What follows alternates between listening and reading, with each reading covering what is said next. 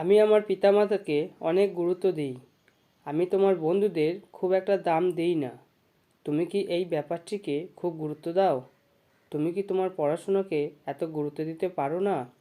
তো ফ্রেন্ড, এই ধরনের সেন্টেন্সেস আমরা আমাদের ডেলি লাইফে প্রায় ইউজ করে থাকি। তো এই ধরনের সেন্টেন্সেস আমরা ইংরেজিতে কীভাবে বলবো তা আজকে এই ভিডিওতে শিখব। কিন্তু তার আগে যারা এখনও পর্যন্ত আমার এই চ্যানেলটি সাবস্ক্রাইব করেনি তারা অবশ্যই চ্যানেলটি সাবস্ক্রাইব করে নাও এই ধরনের ভিডিও পাওয়ার জন্য।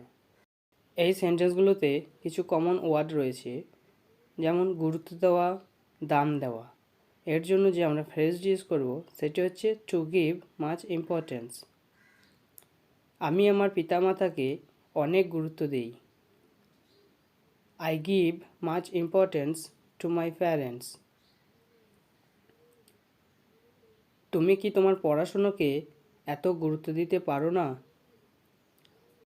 Kant you give much importance to your study? আমি তোমার বন্ধুদের খুব একটা দাম দিই না। I don't give much importance to your friends. আমি স্পোকেন ইংলিশকে অনেক গুরুত্ব দিই। I give much importance to spoken English. তুমি কি এই ব্যাপারটিকে খুব গুরুত্ব দাও? Do you give much importance to this matter?